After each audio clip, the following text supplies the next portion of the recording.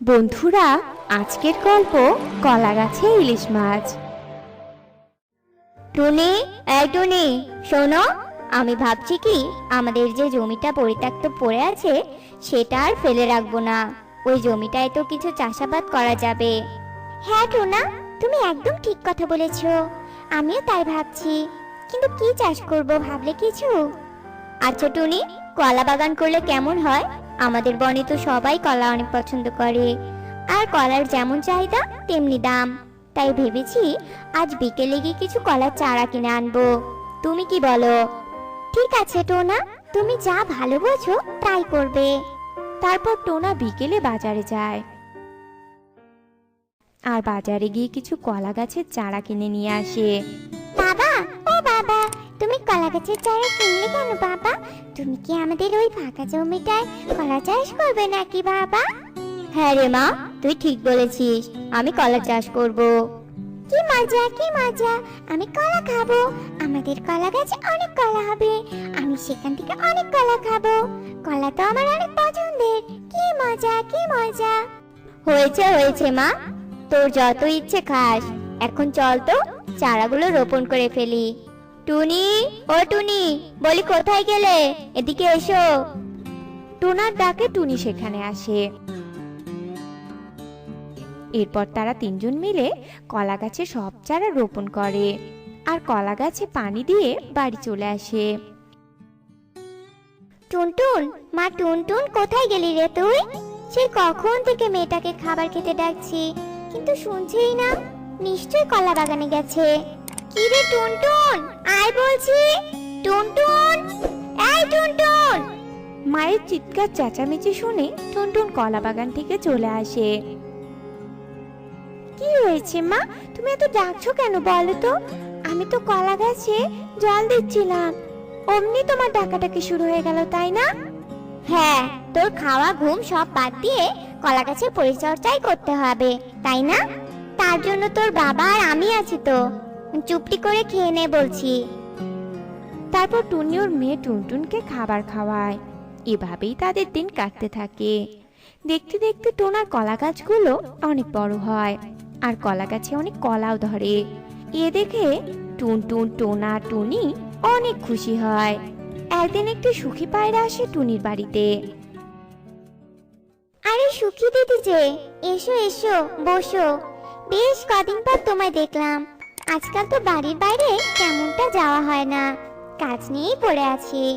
হ্যাঁ গো টুনি, ঠিকই বলেছো। তোমাদের কলা বাগানটা দেখতে চলে এলাম। তোমাদের কলা গাছে তো অনেক কলা ধরেছে। আহা, দেখলেই মনটা একেবারে ভরে যায়। সব তোমাদের আশীর্বাদে দিদি। তোমাদের আশীর্বাদ না থাকলে তো এত কলা ধরতো না। তবে ভালোই ভালোই কলাগুলো পেকে গেলেই বিক্রি করতে পারবো। তা ঠিক বলেছো টুনি, সামনেই তো কালবৈশাখী ঝড় আসতে চলেছে। একটু কলা গাছগুলো যত্ন নিবে কেমন? এবার তবে আমি আসি। এ কথা বলে সুখী পায়রা সেখান থেকে চলে যায়, আর টুনিও অনেক চিন্তায় পড়ে যায়। হঠাৎ একদিন সকালে আকাশ কালো মেঘে ছেয়ে যায়। কিছুক্ষণের মাঝেই অনেক ঝড় বৃষ্টি শুরু হয়। টুনি, ও টুনি, এবার কি হবে টুনি? বাতাসের গতিবেগ তো অনেক। আমাদের কলা গাছগুলো কি শেষ রক্ষে পাবে না টুনি? আমি তো বুঝতে পারছি না গো, আমার অনেক চিন্তা হচ্ছে টোনা। না জানি আমাদের কলা বাগানের কি অবস্থা হলো। চারদিকে কত ডাল ভেঙে পড়েছে, দেখো টোনা, দেখো একবার। টোনা টুনি ঝড়ে অনেক চিন্তায় পড়ে যায়। ওইদিকে ঝড়ের গতি অনেক বাড়তে থাকে। এভাবে বেশ কিছুক্ষণ পর ঝড় থেমে যায়, আর টোনা, টুনটুন, টুনি তাড়াতাড়ি করে তার কলা বাগানে গিয়ে একদম হতবাক হয়ে যায়। বাবা, ও বাবা, এ কি সর্বনাশ হয়ে গেল আমাদের বাবা! সব কলা গাছ তো ভেঙে গেছে বাবা। এখন আমাদের কি হবে? আমাদের এতদিনের পরিশ্রম আজ সব শেষ হয়ে গেল বাবা। টোনার কলা বাগানের সব কলা গাছ ঝরে পড়ে যায়। এতে টোনা, টুনি, টুনটুন অনেক চিন্তায় পড়ে যায় আর কাঁদতে শুরু করে। টুনি, আমরা যে নিঃস্ব হয়ে গেলাম টুনি। আমাদের জমানো সব টাকা দিয়ে কলা চাষ করেছিলাম, এখন কলা গাছগুলো তো সব ভেঙে গেছে। এবার যে আমরা পথে বসে গেলাম গো। এভাবে টোনাটুনি নিঃস্ব হয়ে কাঁদতে থাকে। এরপর বেশ কয়েকদিন কেটে যায়। টোনাটুনির সংসারে অনেক অভাব দেখা দেয়। বাবা, ও বাবা, আমার খুব খিদে পেয়েছে বাবা, আমাকে খাবার এনে দাও না বাবা। খিদেতে আমার কথা বলতে ইচ্ছে করছে না বাবা, আমার এখন খাবার চাই চাই বাবা। ঠিক আছে মা, তুই বাড়িতেই তোর মায়ের কাছে থাক, আমি দেখছি জঙ্গলে কোনো খাবার পাই কিনা। মেয়ের কান্নাকাটিতে টোনা জঙ্গলে খাবার খুঁজতে বের হয়। এমন সময় টোনা এক উল্লু পেঁচার চিৎকার শুনতে পায়। বাঁচাও বাঁচাও, কে কোথায় আছো? আমাকে এই শয়তান জাদুকরের হাত থেকে বাঁচাও। পেঁচার চিৎকার শুনে টোনা আশেপাশে খুঁজতে থাকে। এমন সময় সে দেখে একটি জাদুকর কালো কাক একটি পেঁচাকে বন্দি করে রেখেছে। আর এরপর টোনা একটি লাঠি নিয়ে পেছন থেকে কালো কাকের মাথায় আঘাত করে, আর কালো কাক জ্ঞান হারিয়ে ফেলে। তখন টোনা পেঁচাকে উদ্ধার করে। তোমাকে অনেক ধন্যবাদ আমাকে সাহায্য করার জন্য। আসলে আমি একজন অনেক বড় জাদুকর, তাই এই শয়তান কালো কাক আমাকে মেরে ফেলার ফন্দি আসছিল। কিন্তু তুমি এই গহীন জঙ্গলে কি করছো? তারপর টোনা পেঁচাকে ওর সব দুঃখের কথা খুলে বলে। সবটা শুনে পেঁচার অনেক মায়া হয়, আর পেঁচা জাদু করে একটি কলা গাছ নিয়ে আসে।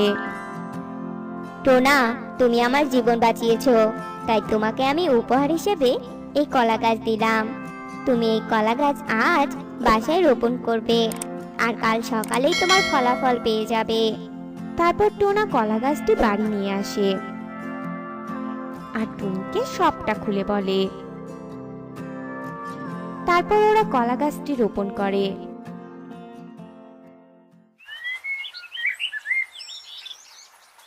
আর পরের দিন সকালে ওরা যা দেখে তা দেখে তো তারা অনেক অবাক হয়ে যায়। বাবা, ও বাবা, কলা গাছে ইলিশ মাছ ধরেছে। আমি তো কখনো এমনটা শুনিনি। তবে ভালোই হয়েছে বাবা, কতদিন হলো ইলিশ মাছ খাই না। মা, ও মা, আমাকে একটা ইলিশ মাছ রান্না করে দাও না মা। কলা গাছে ইলিশ মাছ দেখে ওরা অনেক খুশি হয়েছিল। এরপর টুনি একটি ইলিশ মাছ নিয়ে যেই না পেট কাটে, অমনি মাছের পেট থেকে স্বর্ণ মুদ্রা বের হয়। এ দেখে তো ওরা আরো অবাক হয়। এরপর ওরা আরো কয়েকটি মাছ কাটে, আর সবগুলোর পেট থেকে স্বর্ণ মুদ্রা বের হয়। তারপর থেকে ওরা মাছগুলো খেত, আর স্বর্ণ মুদ্রা বিক্রি করে অনেক টাকা উপার্জন করত। আর এইভাবেই তাদের সুখে শান্তিতে দিন কাটতো।